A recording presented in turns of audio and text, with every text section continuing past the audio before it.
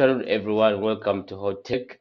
Yet again, this is our 21st episode. We want to thank you, the ones who have subscribed and the ones who have shared our content. We are on Facebook, TikTok, Instagram, and YouTube. Please subscribe and follow. Today, we have a lot in stock. We'll be talking about the Cranes code that Paul put named, and the UPL and basketball, and also some rugby. Yeah, with me, I have Miss Hudson in the studio. You can say hello to the viewers, and we should.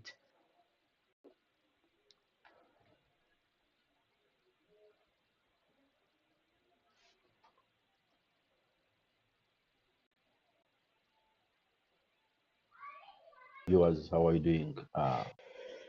Excited again this week, and of course, we're going to talk about sports, and we're going to enjoy what we call sports in Uganda and international wise.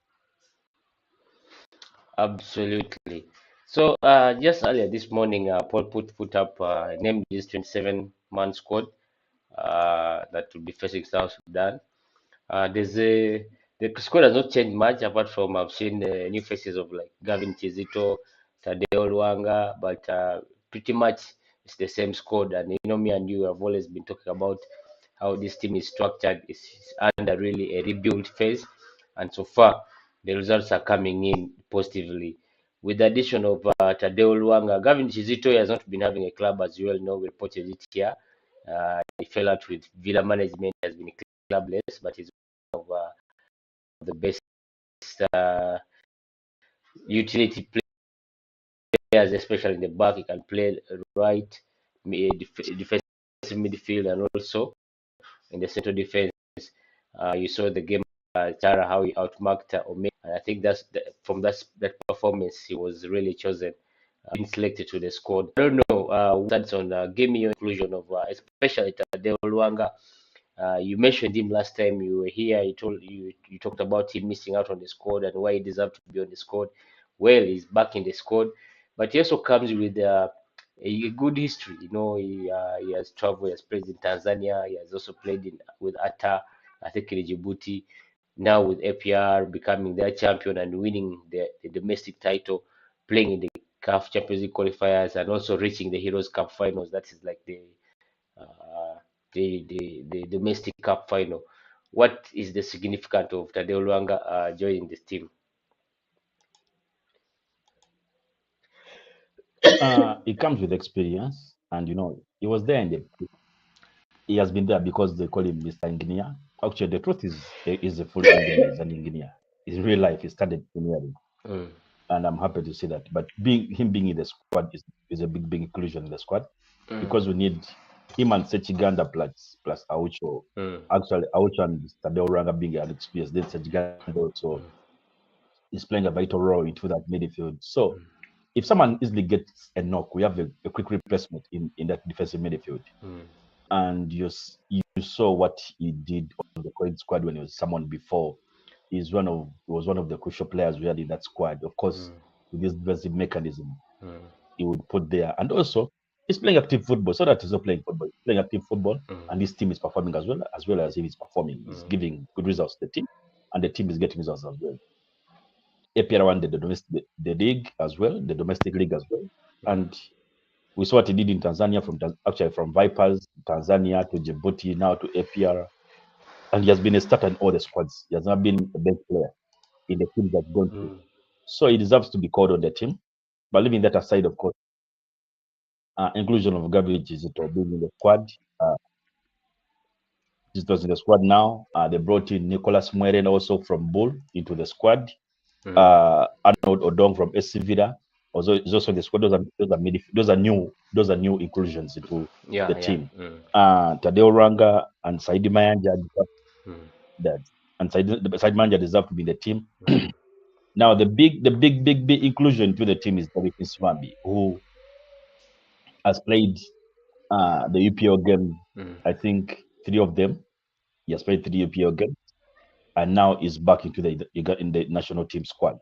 It says a lot. I think Muhammad Shaban is injured, so the replacement there was, of course, automatically Derek Iswambi, who we've seen how he has played the 3 UPL games. He has put pressure on the defenders, and the kind of football he plays. We know how good he is when it comes to area balls. We saw the goal he scored against Itara, how he put pressure on the keeper, and the keeper made Linking a up play blunder. also. What next? He scored a beautiful goal. Yeah. So it's a good squad. I would say that.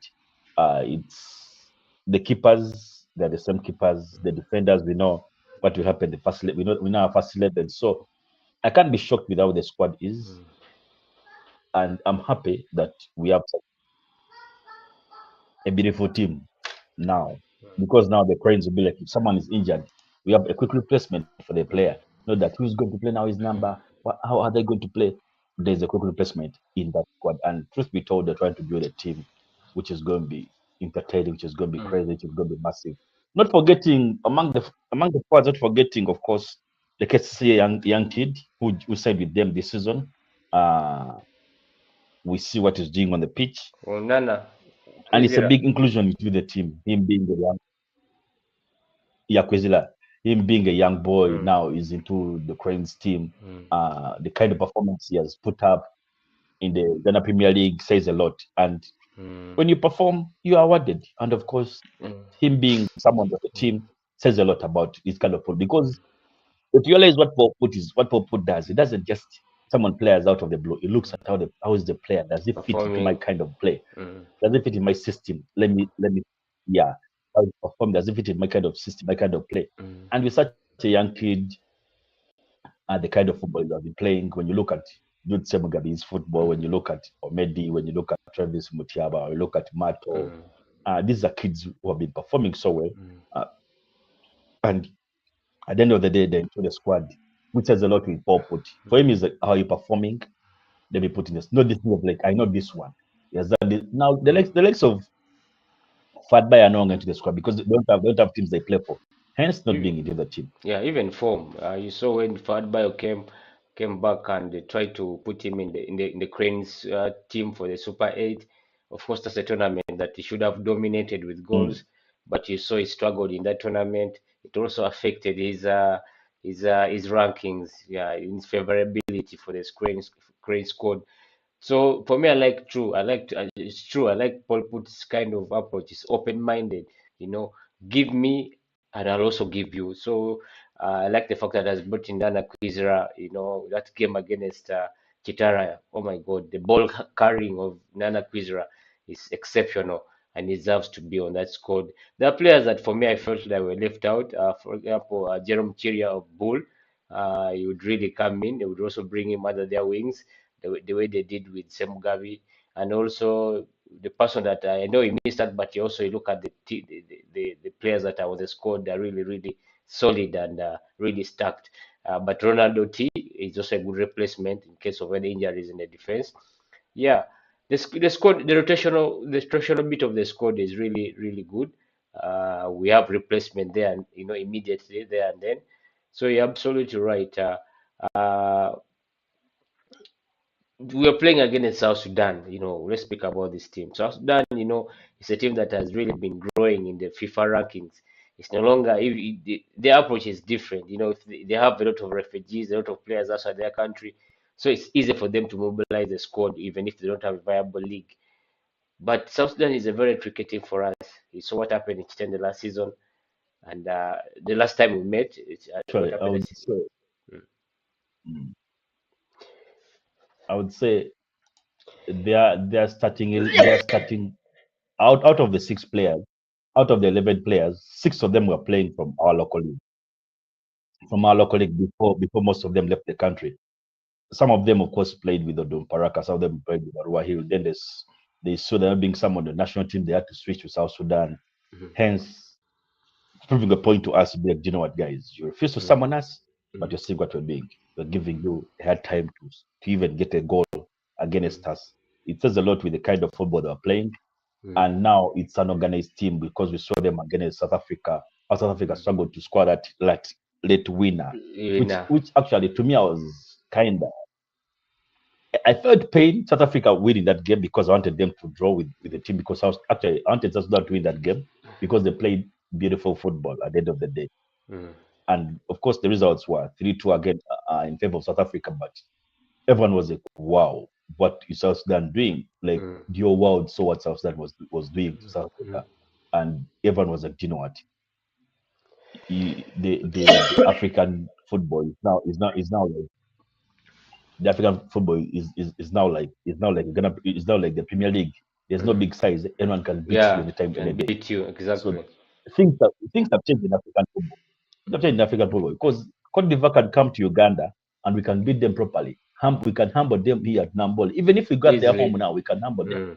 So the football has really changed in African setting. Yeah, which says a lot now. It says that now the confidence within the players, and now we've seen more people going professional wise. If they're playing on the African continent, but they're getting playing time, they're getting exposure, they'll be like, no, we can't be bullied. They're now used to these kind of pitches.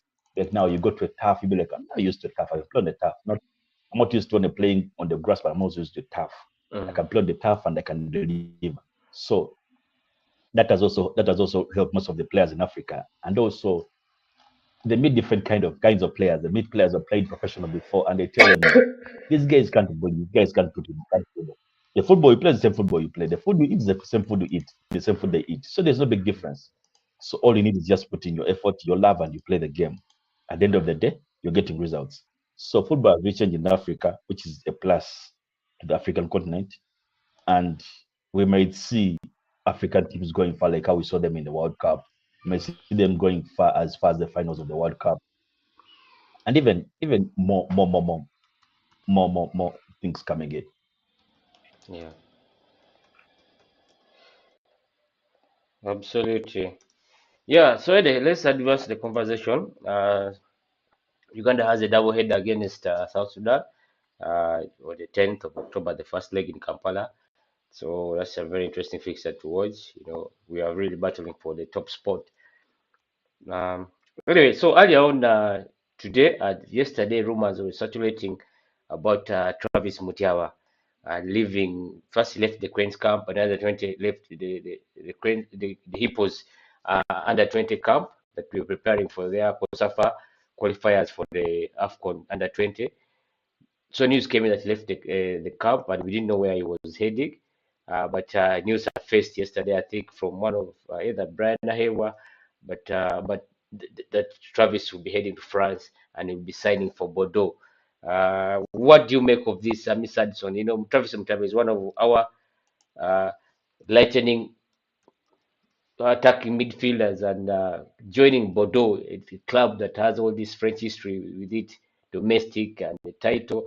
And what's the significance of these players starting, especially the young players, the under 20 players starting to break into Europe? Looking at also Aziz Kayondo, and they're really playing, they're getting playing time, and also scouts But trusting on Ugandan players.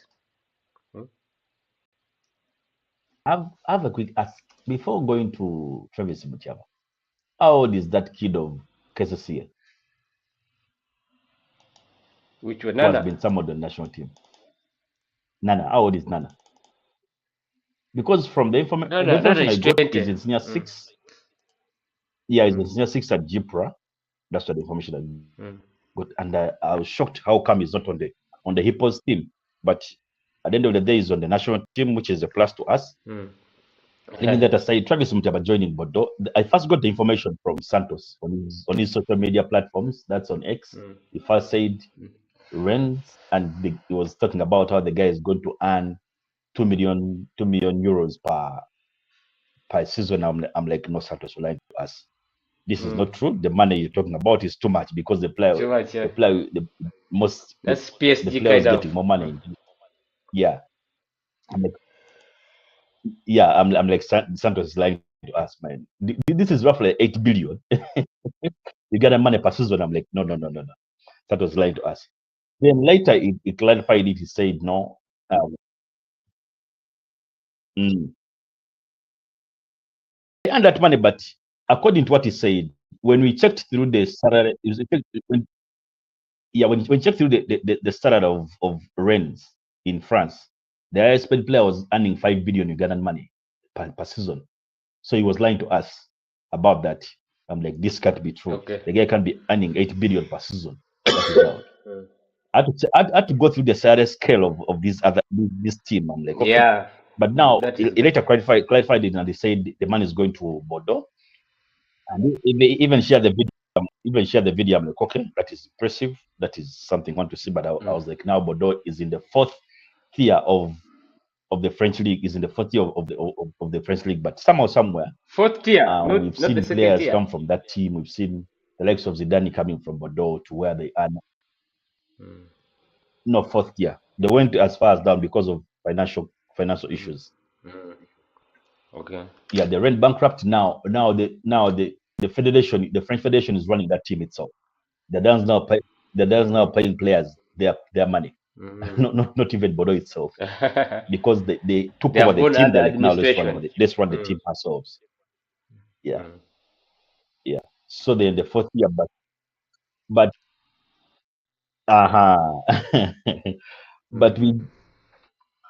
but with the history the club has got, and now he has gone to Europe, it is a plus to us. It is a plus to Ugandan football. And we shall see what he gives the team, and I'm sure he's going to get He's going to get enough playing time in there. At the end of the day, we shall see clubs looking at him, and at the end of the day, you might see him in French League One. Like after 1 or 2 seasons, my team in French League One playing beautiful, because he's still young and he plays good football. And in Europe, of course, we know they are good at building players. They're good at building players. The player who's 19 years is where they build you, and is where they make you look like you really play good Well football. developed. So it's a plus to Ugandan football. And I would say people shouldn't say he's the first guy to go to France. We've seen the likes of Majidi Musisi was the first Ugandan to play professional football. Actually, Exactly. yeah. When Majidi Musisi went to France, I was like, okay, this is a plus to us. So generally, some players have been there before, and we are yet to see more. Yeah, we are yet to see more. We are yet to see more players going professional from Uganda. Yes, Travis Mutiava's transfer, he came from Zamalek. Zamalek could not had the transfer ban. They could not sign in players, so they're trying to really balance their books.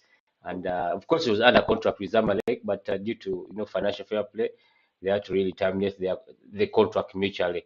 Yeah, and both parties agreed on that, and also Travis management saw it really viable for them to go on a free and they negotiate their own terms. Yeah, Zamalek also, it might not really earn transfer fees, but add-on fees, maybe if the player transfers further, yeah, bonuses and all that, but they're not getting any transfer fee from it. It was a mutual agreement between the two parties, and we're happy for him as he moves on. Yeah. So anyway, let's advance still this conversation.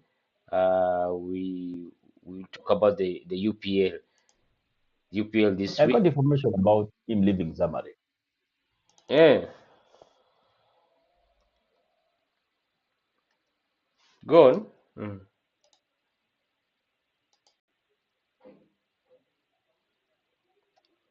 He left Zamalek not in good terms. First of all, he was demanding the team a lot of money, and the way he was being treated by the coaches, by other officials, by the fellow players themselves. There's too much racism in North Africa. So if you're not big-headed and your head is not like stable or steady, now a young person like Travis Mutiava wouldn't handle that kind of situation. He left Zamalek when he's running out of money, by the way. That's the information I got. He demands a lot of money, that team. They aren't paying his salary from like for some good 6 or 7 months. So it means a lot why he left Zamalek.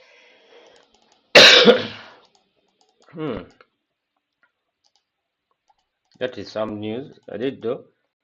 But from what I read from their website is that they had agreed mutually because of the transfer ban. I didn't know just the club was struggling. But anyway, I also had try to move a bit on your left so that you center the camera very well and it's chopping off some bit of your head. No, the other way around. You're right. Sorry, I think it's your right. Move the other way around. Yeah.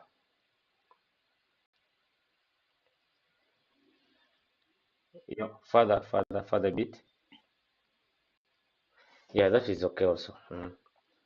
So anyway, let's talk about the UPL preview.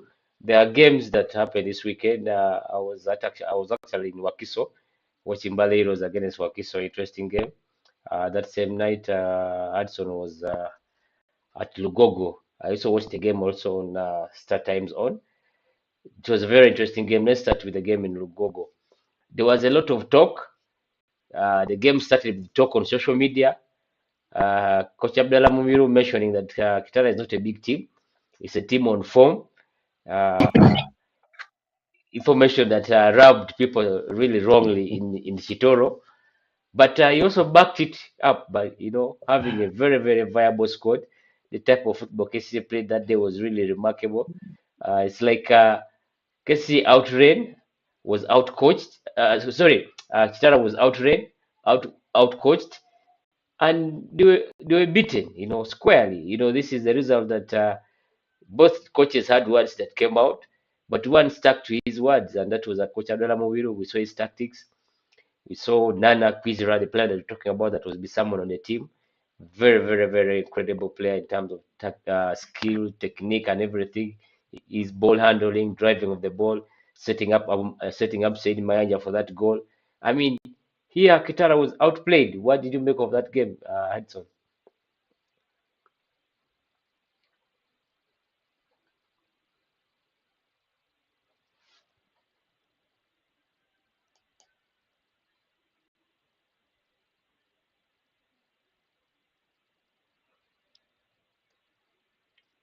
Hello, Hudson.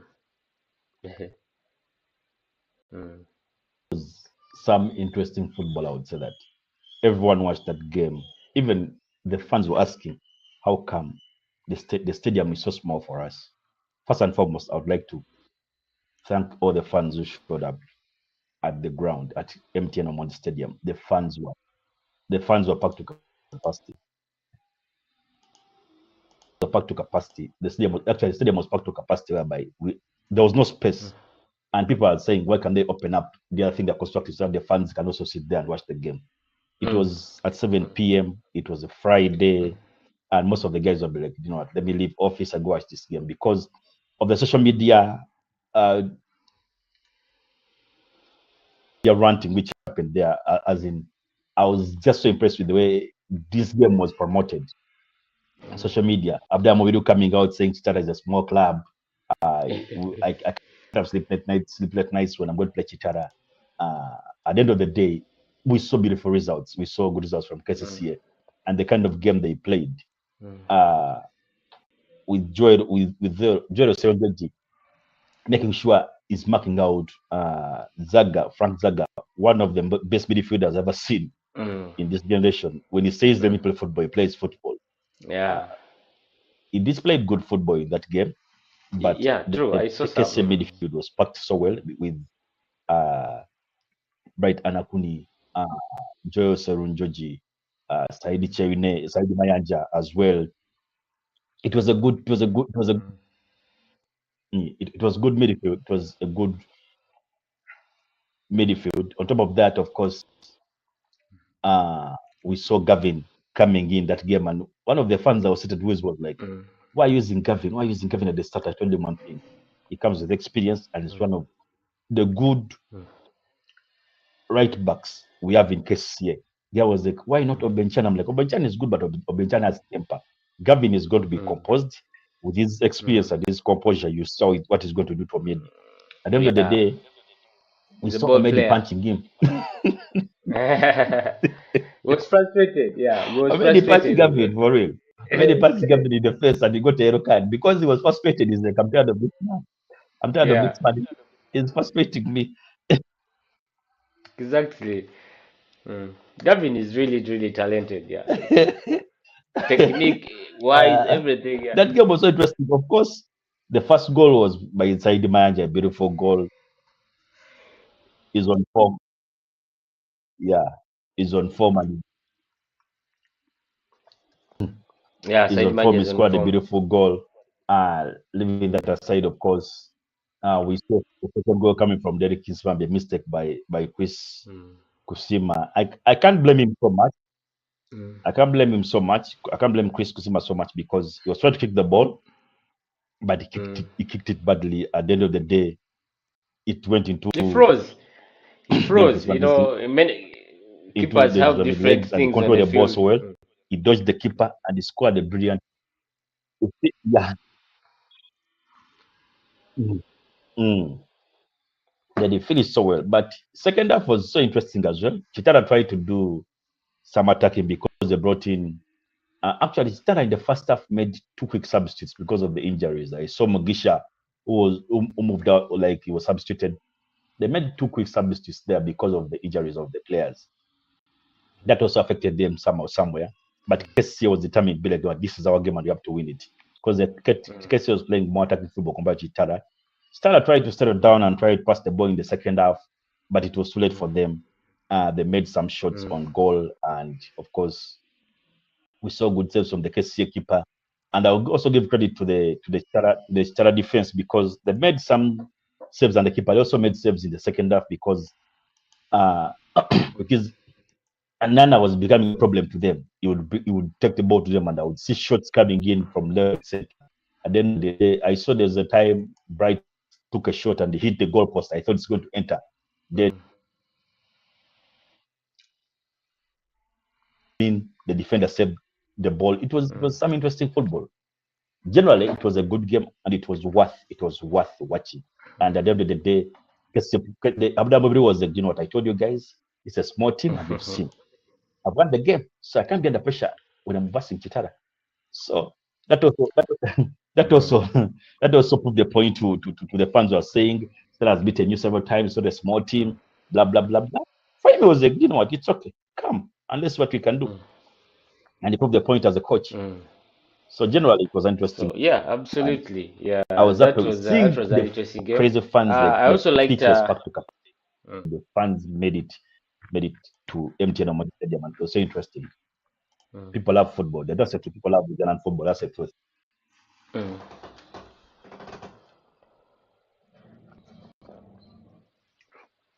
Absolutely.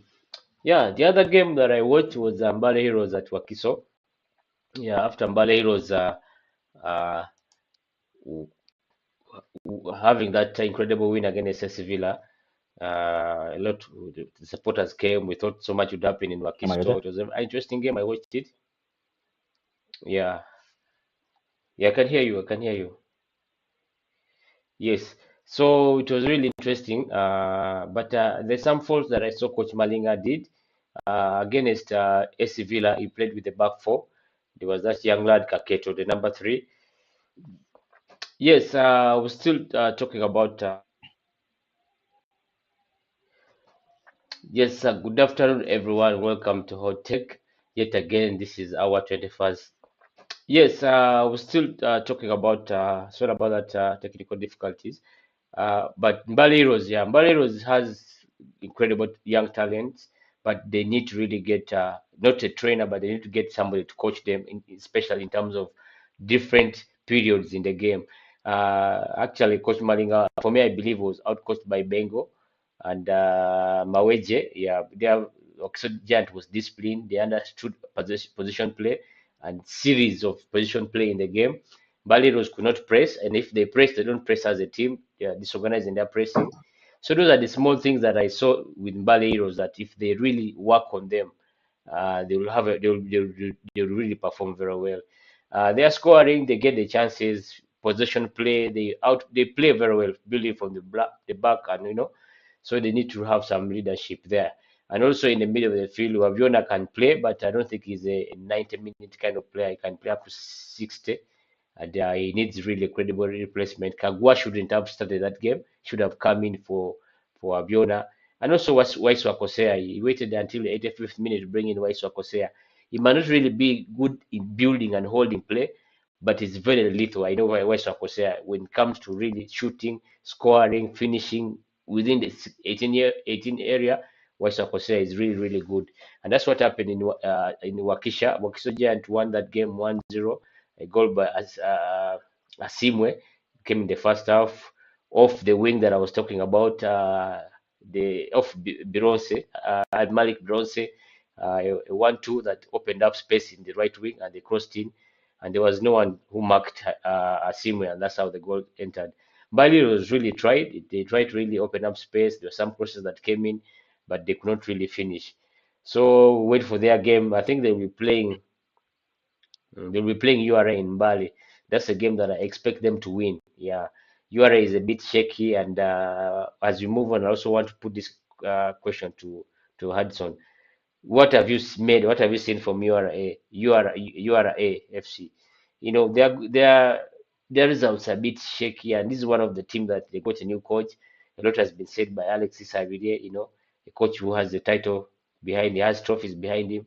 But what is really failing in URA is that the management did not really uh, go aggressive in the market.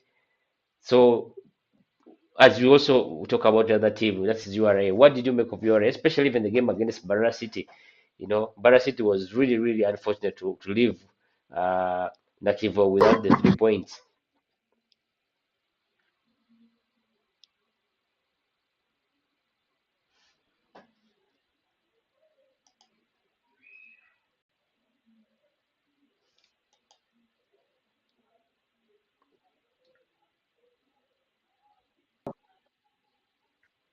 I can say it's not a bad team, and Alex said is a bad coach because he has proven to us that he's one of the good coaches we have in Uganda. And it's just the start of the season, I would say that. He made some good signings. Of course, they let go of some good players. They let go of some good players. Alex Isak is struggling, like how we're seeing how Bull is also struggling as a team. It's not only Alex Isak is struggling, also even Vipers is struggling as well. So so we can't say it's only one coach struggling. Like three big teams are struggling. You are a Vipers and Bull are all struggling. But at the end of the day, they will sit down, they get to know what the problem is with a person like Alexis Savilier. I can't be under pressure with him because I know he can overturn anything. He can overturn anything, and at the end of the day, you get the results he needs. So I'll give him time because he has proven to us that you know what, I'm a proved coach and I can give results. So let me give him time, and at the end of the day, I will see the results being positive from URA. He's trying to set up his team, building his team at a pace,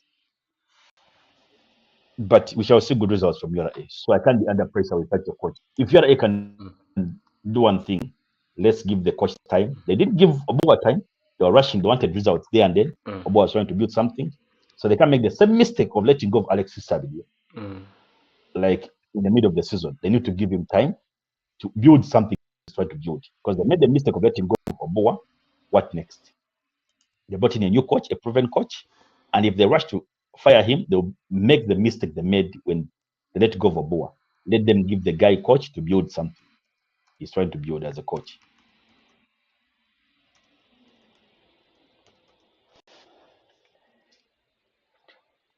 Yeah.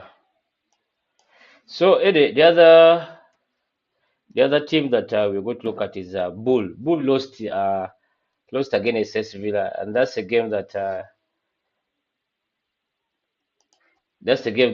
you had Bull winning that game.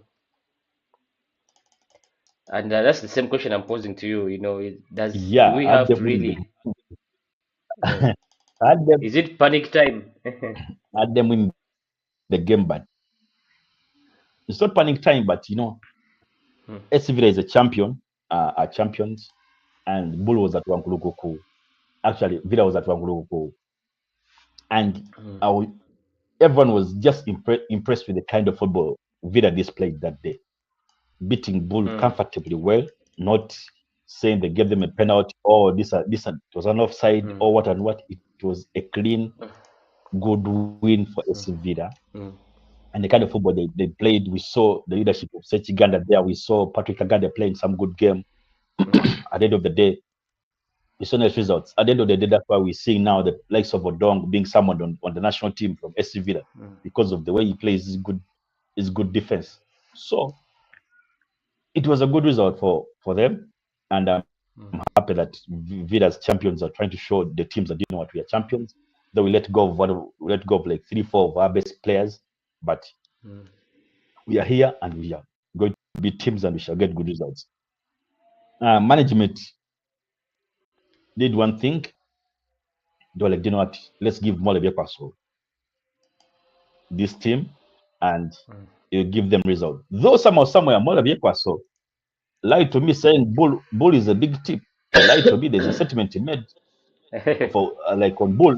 what's I'm like, no, what's with seriously? I say that yeah. is just PR, my friend. Oh, team There's a on statement he form. said. There's a statement he Mm, said about Bull, and I'm like, no, no, no, no, no, no, no. He made some statement. They are beasts. He said something like beasts or something. I'm like, I mm, know, but no, this Bull hasn't won much of trophies. Don't just say they've won trophies. Apart from the FIFA Super 8, they haven't won many mm, trophies, we know. mm. Yeah. They're just always They on the defended it title actually. contender, but they haven't won anything. Let them win, let them start winning trophies. And I'll be like, So in actual sense, Chitara is bigger than Bull. Mwana Biako somewhere did something like that. They're all average teams. They're all average teams at the start. But Chitara has the Uganda Cup, you know. The teams I know in Uganda which are big is Vibe. The team I know, but the teams I know which are big in Uganda, let me try to name them for you. Yeah. Mm, SC Villa, KCCA, Vipers, and I'll mention Police as well. Police is a big team in Ugandan football. mm. People can't undermine that team. I'll drop These I'll other drop teams in were Mbale coming up. Heroes also. They're just trying to.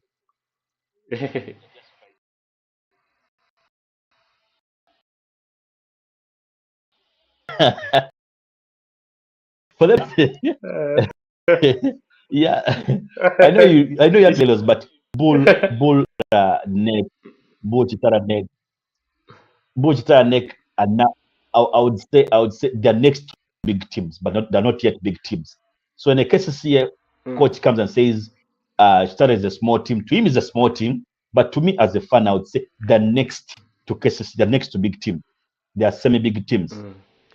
Neck, Bull, URA, Police. of course, Neck as the thing is as well. They're next to big teams because with them, like I know they can with the kind of squads they have, they can win a championship. Yeah, they can win a championship anytime. All right, absolutely. Anyway, let's move on. This is the fixture. Match day 4. I'll be asking you to give me a prediction along the way. UPDF will be playing Wakiso Giants. This one here, I'm looking at the draw. Bright Stars, KCCA. Bright Stars is not easy in Kavumba. Again, it's KCCA. You know, you saw what Bright Stars did to KCCA last season. What do you make of this game?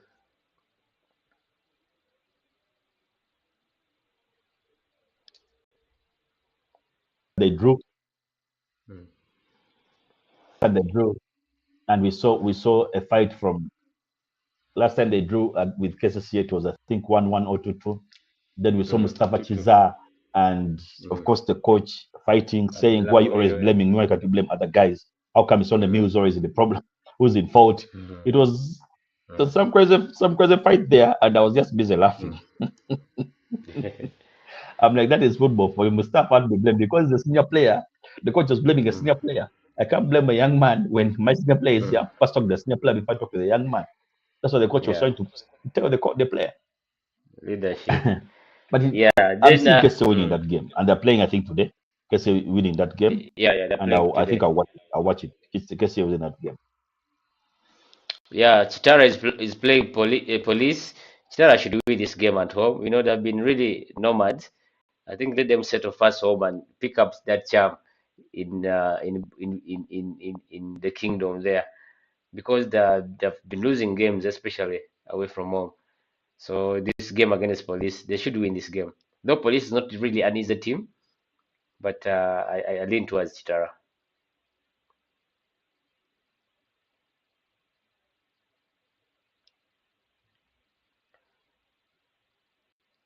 But but Eba, those guys have played 3 games, and in the 3 games they've had 2 away games. They won the first away game. They lost the game at home, and they lost the game at KCCA. So Mm.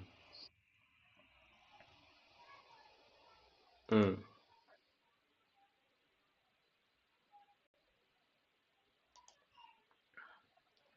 Uh, mm.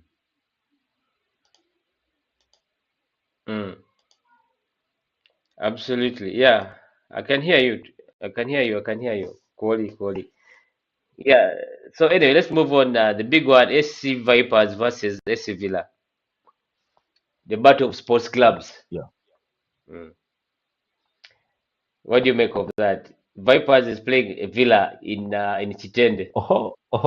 That's a game of the week, but that's the game of Yeah. that's the game of the week. Mm, The week, and I would say it is. I'm going to see like over 3 goals in that game, but mm. give Vipers a win. I would give Vipers a win in that game because the I, coach needs his job, so he wants to mhm, win in that game. If he loses the game, mm, I don't know. Though of course we know the big man is a Villa fan, is a big Villa fan, a big Express fan. So I don't know mm, how it will go, but I'm seeing I'm seeing them win that game. I'm seeing Vipers winning that game because the coach has made some crazy comments after them drawing, after them losing to Neck. You know, as a coach, he made some comments, and I'm like, the big man is not impressed with your comments. mm, So the coach is under pressure because anytime and now they brought in a new assistant coach to help him handle the team. mm, It says a lot. It says that the big man is under pressure and he needs results. He mm, needs results this season. He needs to go for CAF Champions League. He needs to go he needs to go for Confederations Cup as well. mm. So that's how it all comes out. Excuse me. Yeah. Yeah, then Express will be playing next. That was also an interesting game.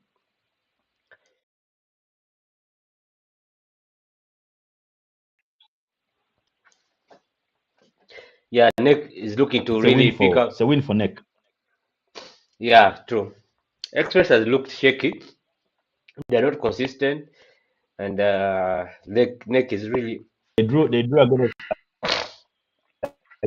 against disorganized Maroons, and I'm like, this team is shaky. Somehow it's still Mm, shaky.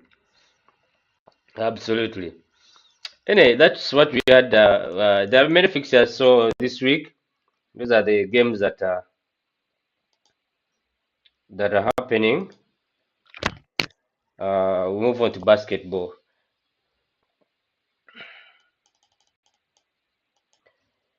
We had FNL live happen this weekend. Miss Hudson was there,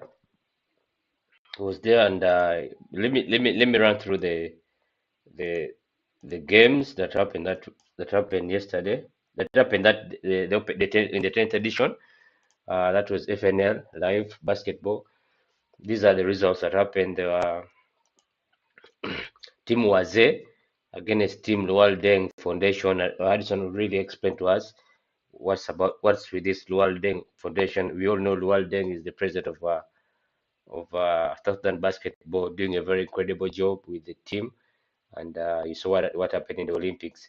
So his foundation played Team Waze, and Team Waze won by 1 point, 31-30. Team Waze against Team Afande, still dominating 22-13. Uh, Let me put this on the screen so that our viewers can see these fixtures. Oh yeah, FNLs here.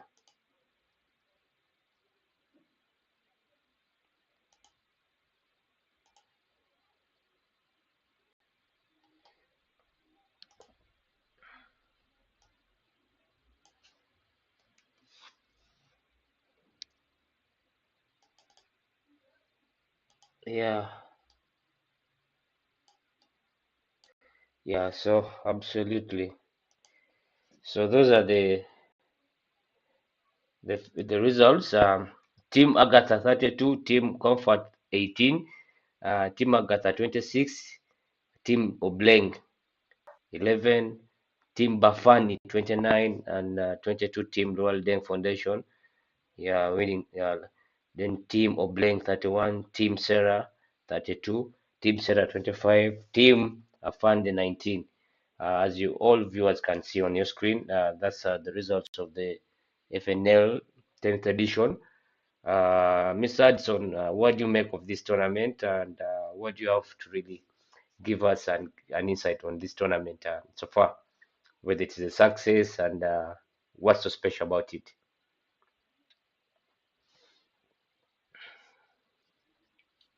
Interesting tournament because it's now 10 seasons, and it's now celebrating the 10 seasons of FNL.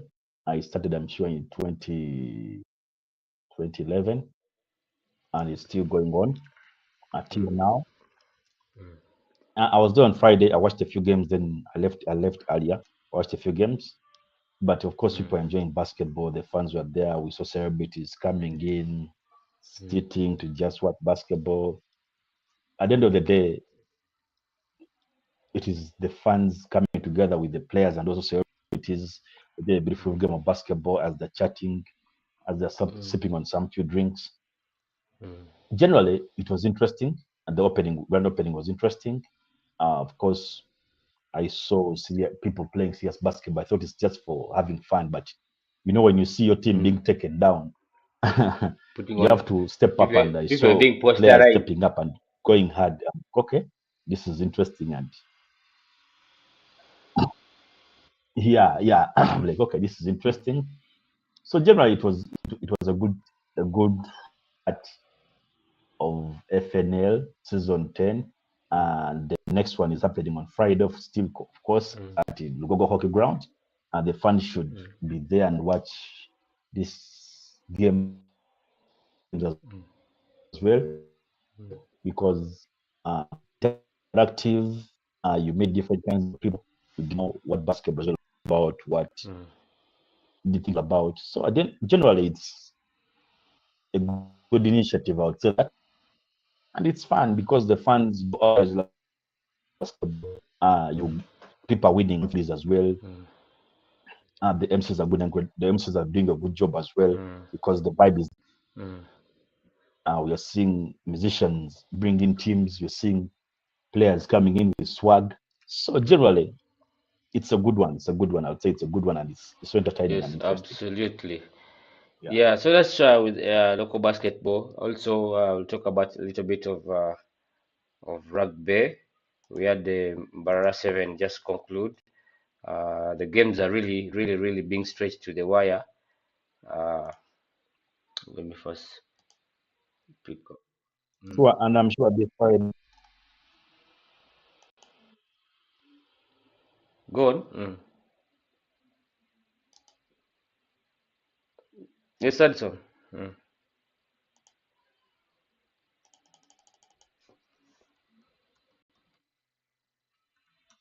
I'm sure this Friday, of course, we are going to see.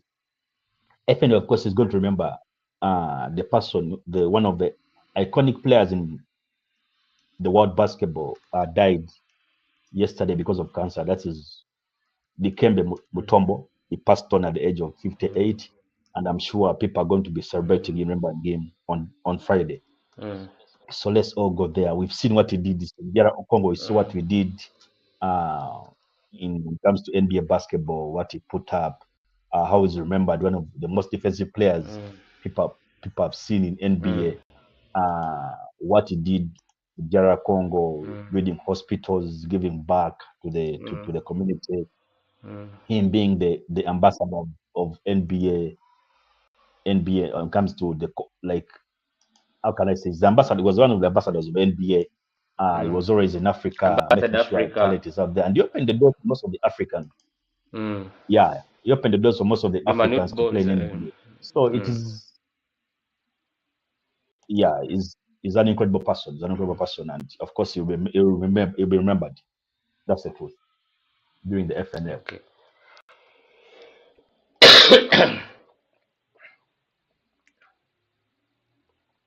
Yeah, so anyway, we had to rugby, we had the Mbara 7 that really got concluded, and Cobs really picking up their first circuit win of the season. They have been really struggling, but winning in Mbarara has really, really blown the title wide open. The title is being chased between Heathens and Pirates, and they'll be heading to Kings Park for the Rujumba 7. which will be like the summit of the whole sevens. So it's going to really be a mouth-watering circuit in Belgrade at Kings Park.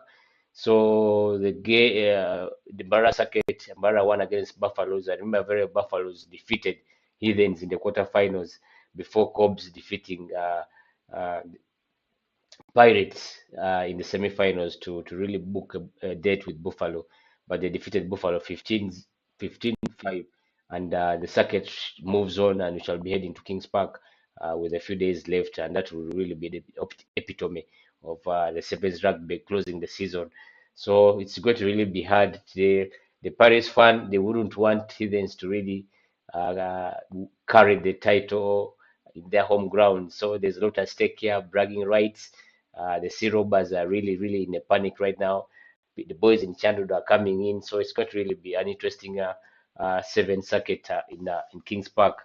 Hudson, what's your prediction? Winner takes it all at Kings Park.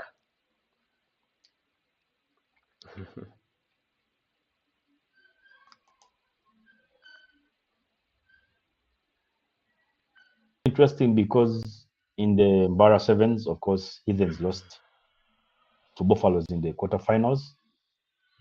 And of course, Pirates lost to Cobs in the semifinals.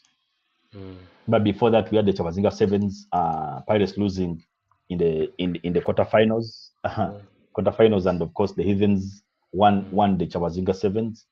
For Mbara Sevens, of course, Cobs won that. Now the battle is in Kings Park Arena. KPA, who's going to win the Rujumba Sevens, and it's the grand finale of the Sevens. So you're going to see entertaining rugby, and you're going to see crazy plays, pressure being mounted on both teams, and that is Heathens and Pirates, who's going to win the championship. So the fans should be ready for good entertainment and interesting rugby. And of course, we know what happens at KPA. It's a crazy place, and it's a place to be sometimes when you're going to watch rugby. Yeah. As a rugby fan, you Yeah. can't miss to be at KPA. Yeah, so you're going to enjoy KPA for sure. Absolutely. So let's close with international European football.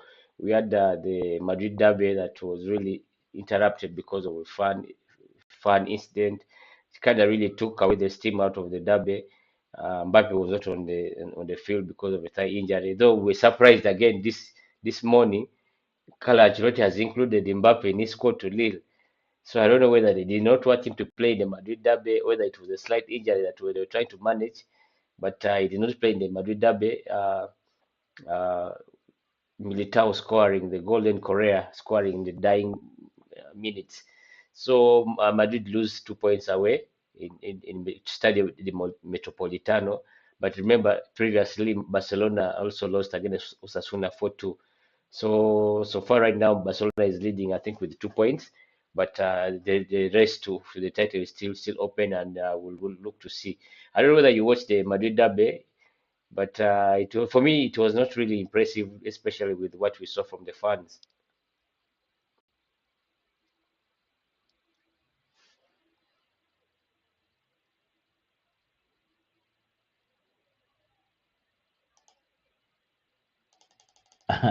I watched Osasuna versus Barcelona. That was the first game on Saturday, and I watched Osasuna beating Barcelona comfortably well. Yeah. Then I watched the, of course, Madrid derby from the word go till the end. Yeah, it was interesting. I would say the game was intense. You would see how the players were playing. It was a serious hard game because Atletico is on form, so that is off form is on form. And Mbappe missing out on the squad, of course, we're told is injured. We saw the fans booing Courtois. They started throwing things at him. Of course, they had to stop the game for around 5 to 6 minutes to cool down the fans. Because remember Courtois was in Atletico before he went to Chelsea, then he went to Madrid. Chelsea, so the fans were like, he's a snake. Him leaving Atletico. He has been there for a while. Then again joining Madrid is a snake. And that's The wait, they're waiting up to Atletico now. fans are crazy, by the way. Mm? They're really crazy. They're crazy fans. For them, they keep their beef until like I don't know. Mm, The beef is beef. That's a derby, so the beef is mm, always there. mm, You saw Militao scoring a goal mm. against Madrid, against Atletico Madrid, and also Korea scoring a beautiful goal. Uh, a beautiful goal. The run he made was so good. Of course, I would say Rudiger was caught off guard So, because he was the last man. Then Korea made a good run, and at the end of the day, we saw a goal scored by Korea mm, in the dying minutes, and of course the Madrid, and there's the way the ref ended the game. Like mm. they're from squad, they're from celebrating. There are minor injuries happening there. For him, he kept time is like 80 minutes or 80 minutes. I'm not adding anything. And when the Mm. clock 8 minutes were done like this, he finished the game. I'm like, eh? But there was a foul which After just the happened. goal, For him, he didn't mind about the free kick. He's like, time is yeah, done. Let's go. I just I was like, those were okay. added times. Yeah, Not after the yeah. goal. They played for Mm. around 2 minutes. Then there was a foul there. Remember, remember Okay. that headache, the collusion of thingy. I think the collusion of what Chichumeni and some Atletico Madrid player. They Yeah, had yeah, collusion. That's yeah. why I ended the game from. I'm like, this guy, man. There was a collusion, and Mm, for you ending the game because the time is done. You mm. didn't want to know. You want to know is like, let me add minutes. No, that's why I ended the game. I'm like, okay, this the ref who keeps time and is serious. Yeah, So just absolutely. If to, to me, I kind of enjoyed the game. I mm, kind of enjoyed the game.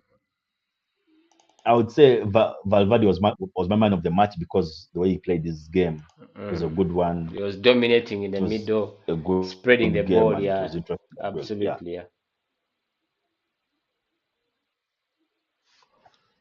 You know, for the first time, that's when I saw Vinicius Junior coming until the box of Madrid to defend. For the first Mm, time I've seen him play football, I saw him coming back to defend mm, until the in the box of like 16 and even 18-yard box defending. mm, I'm like, okay, this is now a derby we talk about. Vinicius coming back to defend. mm. So this is the derby we talk Rare. about. Mm, absolutely. Yeah. So in La Liga moves on. It's a bit tricky. We'll talk about. We cannot really leave here when I was talking about what is happening in Manchester. Ten Hag says he's confident. The board, management is behind him, but mm, they are lost to against Tottenham. One of the Arsenal fans say that Man U did not really pick a leaf from Arsenal. You have a red card and you attack. You saw what happened in Etihad. We didn't attack, but Man U was attacking Spurs, and the results was so disappointing for Manchester United fans. And it makes me pose the question: what style is Ten Hag playing? What kind of football are we now? Should we expect? Because we have watched all. He has the squad of almost half his players in Ajax. Eh? So what is left for Ten Hag? What is he really? What is he going to say? Time up. Is it time up for Ten Hag?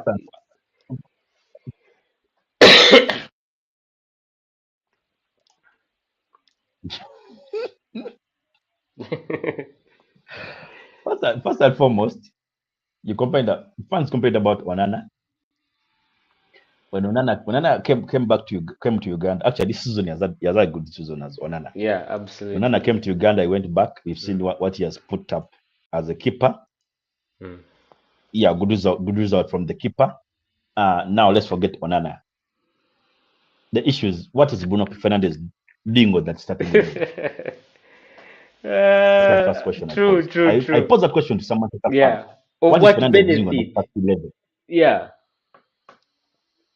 Like, what has he shown this season? He has been off form. He Of has been form. struggling. Mm. But because he's the captain, the coach is playing him. What is this? What is he like? You've got Ericsson. He's playing good football. Mm. Of course, Casemiro made some blunders Yeah. against West Ham. He made blunders against Man City, and of course, actually against Liverpool, and of course, Mm. Mm. lost he lost his is like being he lost his place in the starting 11. You have Kobe Mino, who's now injured. Actually, Kobe Mino is not injured; he's out. And you brought in Ericsson. He did some incredible job. He was playing some good football. Now Casemiro is back into the squad. The truth is, you have a good team, but I ask myself, where do these players? What's happening to this team? What is really happening to the team? They want to play football, or they want to play football. Ten Hag today is starting Amadi. Amadi is playing so well. Next game is benching Amadi. So what is his first 11? For example, that game there, you couldn't. I wouldn't. What's his first 11? Yeah, honestly, Ahmad is on form. He has been on form player. He doesn't really believe in the player. Ahmad Diallo. What's his first 11? Rashford is on bench after scoring good goals. You're benching him, then you bring him a substitute to change the game. It is hard. Generally, Ten Hag is gambling with the team. That's the truth. He can't give us any excuse because every player he wanted to sign, he was given the player he wanted to sign. So, what is left of him? What is left of him? What is he going to tell us? Though, I would say, you guys rush to let go of Ole. Socia.